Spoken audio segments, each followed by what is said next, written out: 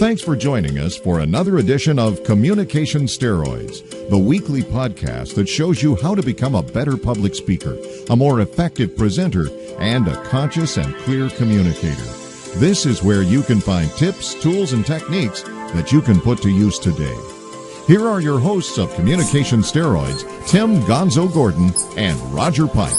You ain't nothing but a hound dog, crying all the time. I think that you should stick with you for speaking. Joining us here on the Communication Steroids podcast. Thank you very much. Thank you. If you haven't noticed, you aren't watching us on video. If you are watching us on video, you may have noticed. We have Elvis sunglasses on. They're pretty cool, actually. We feel really, really like the king. You know, I just don't have the hair for the king. Yeah, well. And we both lived a lot longer than the king. Probably lived a lot. But we can put on cool sunglasses and actually, go out in the street, and people might laugh. Look at these. I mean, look at this. This is pretty awesome stuff. I think they're really impressive. I mean, these are definitely Elvis glasses. They are. Got them from, I got to read this. Okay. Gal I did a podcast with here, I don't know, 6 or 8 months ago, called Karen Silvers, a promo marketing expert. And you can tell by her website, by the way. It's promomarketingexpert.com. Wow. Yeah, that's... And she's with the Lee Wayne Corporation down in Southern California. If you go to promomarketingexpert.com/blog, you get to see her blog. But here it is. Accept no substitutes. Yeah. Mm-hmm. Right there. Elvis. Thank you. It's part of the Lee Wayne Corporation. All right. So, anyway, if you actually want to read what you're doing, my friend, you might probably ought to take off those put these on.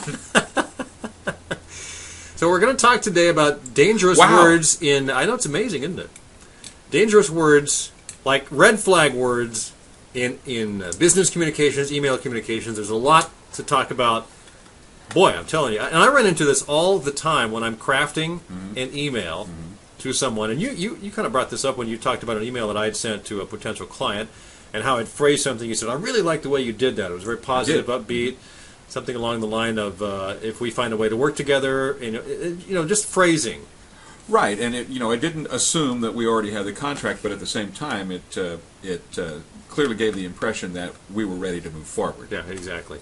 So we're going to share with you, and I'll share these links on our website, but a couple of websites that we found about some articles that are very interesting that we're going to sort of riff off, and so we'll give credit because they're certainly good articles. One of them is called "Beware of Verbal Kryptonite" by Robert Jarris. He talks about some of the things to avoid. Verbal kryptonite. I love the way he put that. Yeah, that's the thing that kills Superman. Yeah. He talks about pompous, elitist language, high-sounding words. But if you use those kinds of words, you kind of build a distance and not a connection. The only time I think that it is appropriate to use pompous, elitist language is when you're talking to academia. You see, there's the word, academia. Academia. Yeah, that's the only time. Yeah. If you're talking to a college professor, then you probably can get away with it. Other than that, avoid it. Yeah, and he gives a great example on the next one, which is emotionally charged words. There are words that really have built-in emotional connotations. There are. And Boy. And the meaning, the dictionary meaning, doesn't express that emotional connotation. And you can use it intending one thing, but eliciting a powerful emotion in your reader or listener. Yeah, and you can do that because it really puts them in a frame of mind that, and sometimes it's done intentionally. In fact, often it's done intentionally, but other times it's done without even thinking about it. For instance, as he says, to say a soldier murdered the enemy rather than say killed them really alters the impact that you hand out. And it is tantamount to making a judgment. It really is. A lot of the words. Avoid vulgar language, avoid negative tones, don't belittle people, be condescending, don't show disrespect. Words can do that very easily in business writing, email writing can do that. Just very blunt, straightforward writing that's not very well thought out can send a message that you didn't intend to send. Yeah, and it's always important to remember, and this is, I try and think of this in all my written correspondence, and that is this. 60%, at least 60% of socially meaningful communication is nonverbal. Right. And yet in the written correspondence, 100% of your communication is verbal. You cannot soften a word. You cannot strengthen a word. Well, let's talk about email a bit because that really is what got me going. I get a lot of emails and I send a lot of emails, a lot of it business emails, and I really want to think about how I'm presenting my message And there are a lot of times when I'm in a communication with a client that's not happy about something, I make sure I run it by a couple of other people, the owner of the company, for instance. Sometimes they'll say, that doesn't look right. Some things saying which I see different. I don't see it, but a third size really helps to see that. Absolutely true. You and me. Yeah. And you are locked in to that frame of... So you have to be very careful. Don't be insensitive. He talks about abusing qualifiers. Don't make weak statements, wishy-washy statements like, I think, it seems like, there's a chance that we might. But you can also qualify things by saying, instead of saying, we are going to do this, or this is what you told me, you could say, I understand this is what you told me. Because they might have a different perception of what they told you. But if you say, I understand, then you're putting it on you to say, this is my understanding of what the communication was. Am I correct? And it's like what we teach in active listening, where you ask questions to determine meaning. And you're more or less doing the same thing in your written conversation. You are inviting clarification by saying it that way. And here's another one, an article from Carol Cram called How to Keep Business Writing Positive in Replacing Negative Words Once and for All. Negative words, she says one negative word has the power of 10 regular words. Gosh, I would say it's even more than that. Well, maybe she's being nice. It can kill a whole deal if you put somebody and she gives some great examples. I'm not going to use all her examples, but she has some excellent examples of what not to do. She says the following sentence is typical negative business speak. We regret to inform you that we cannot process your request until you submit 3 signed copies of the contract. Boy, how does that make you feel? Like I want to do business with somebody else. Come on, else. get out of here. Yeah. However, you can say the same thing and get the same message across in a very positive way. She has a great example.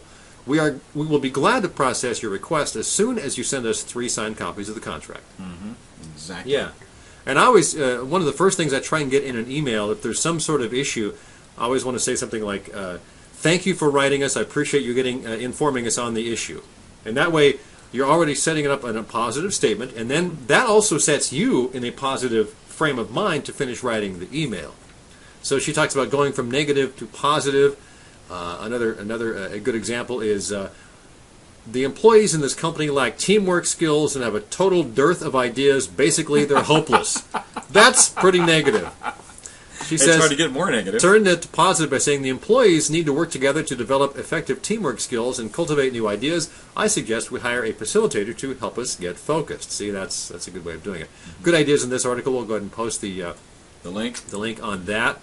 Another one, negative words to avoid in writing. I don't see any author on this. Oh, Christy Recozzi. Okay, she talks about how to avoid negative words in writing. Examples of what not to say, such as these reports are of little value and are causing problems in the office. I mean, if you got that in a memo, you wouldn't feel good about it. You say, "God, come on, screw you, guy." Yeah, especially if I wrote the reports. Yeah. It should be something like, thank you for discussing the letters. As we agreed, the letters will now have, yada, yada, yada. So, very much like the one before we had, Carol. Other ways to write effectively. What kind of things do you get into an email in business writing that is a challenge to you? Well, there's always the tendency to use business speak. There is. And jargon. Jargon. And that's always a very bad idea. And some things are just the standard operating procedure. For example, the phrase standard operating procedure is standard operating procedure.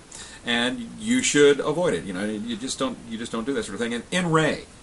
I mean, you don't use that in business correspondence anymore. Regarding your letter of the 17th of January, you don't do that. In fact, interesting on briefing about in that is not a either. He says, no, you can't do that. And I'm thinking, well, under the right circumstances, I think you can. Well, it depends on whether you think RE is short for response or short for regarding. I think it's short for regarding. Yeah, me too. Yeah. He may think so too, but he thinks that what he thought it implied was that you had already written him about this subject, and this was a response, or they had written you, and so it was somewhat misleading. And actually, I can see that. Yeah, I can see how someone would make that assumption. I don't think that that's a standard assumption across I don't the think business everyone community. feels that. Yeah. Yeah, but I don't know that there's a lot of sense in doing that anyway. Yeah. Instead, just use the whole sentence. Just say, I'd like to comment about this specific incident. I mean, there's nothing wrong with that, rather than saying RE, this specific incident. I guess what I think is when I put it in the subject line of an email, It's sort of like throwing away a couple of spaces. Like we used to say when you're writing a radio commercial, the first 3 or 4 words no one hears. Yeah. So you always use a few throwaway words there. This is kind of a throwaway part of the subject line. It gets you into the subject line. If you just put something that's blatant and bold there and in your face, it may be perceived differently. This and sort of sneaking up on them and sort of softening it. So if I were to write a radio spot and my first 3 words were "this product sucks," it would be okay? Well, I don't know about that. That's exactly why you don't write radio commercials. That's probably it, yeah. And finally, let's finish off with the thing that Christy says about writing courteously. We touched on this, but she says, thank people. For whatever. Yeah. What in the 2 most important phrases in all of business, I'm convinced, are "thank you" and "I'm sorry." Yeah. And if someone writes you an email and says, "Boy, that thing you sold me just is not working," blah, blah, blah, if you're going to write back and say, "You know what, you're wrong, you stupid jerk." But if you say, "Thank you for contacting us, we've had a chance to look at it, and, by the way, we actually disagree with you." I mean, but if you say thank you, it sets a really different tone than not doing it. Well, and even so, you can still be sorry and be legitimately sorry. And I don't mean sorry for providing a product that works that your customer doesn't think works, but you can be sorry that their experience was negative. Yeah. And I've done that a lot. I mean, we're sorry that you had a negative experience with this product. It is intended to operate this way. If it didn't operate that way, then we need to work together to fix it. Yeah, we want to make you a happy client. How can we do that? Yeah, how can we do that? Acknowledge emails and letters. Say thanks for writing. Appreciate it. One thing my mom taught me this, and I'm guessing the 5th grade. Do not ever apologize for being late with a response. Never. "I'm sorry, this should have been with you last week. I'm sorry I forgot to write." Don't do that. No. It sets you up in a negative mood. Yeah. Yeah. And I wouldn't do it either. I mean, if you're months late, then maybe you... But what it does is you're trying to give an excuse for something that they may not even perceve as a negative thing. As a problem. But if you're bringing it up as a problem, then all of a sudden they go, "Oh, yeah, it was a week." But if you just say, "Thank you for writing and appreciate your letter. Here's my response." It's like never, ever apologize for stumbling in a speech. Yeah, just keep going. Just keep going. Try to sound neutral rather than confrontational. Focus on the positive and use positive words. Don't use the word "you" because it can sound like an attack. You can also you can use it in certain cases, like I could say if you're writing about how I feel, you say "I feel this way about it." Say "You told me this." Yeah. Yeah. Well, and frankly, I mean, I wouldn't even use the word "feel." I think is a much more powerful way to say something than "I feel." Yeah. Show you care. Soften bad news by leading up to it. And don't demand. You can start sentences with things like "I want" or "I would like." Mm-hmm. And I think that's all good recommendations from Christy. We'll put links up. You can read the whole articles. And gosh, hang on, we're just about done. And we'll wing our way out of here. Maybe we'll put a little Elvis music behind here after we're done. So. Yeah, well, we need to. And if you're listening and you're not watching, well, thank you very much. Thank you for coming by. I appreciate it. Yeah. Since my podcast left me, I found a new place to dwell. It's out at the end of Lonesome Street. It's Podcast Hotel. And I'm so lonesome, baby. I'm so lonely. I'm so lonesome. I could die.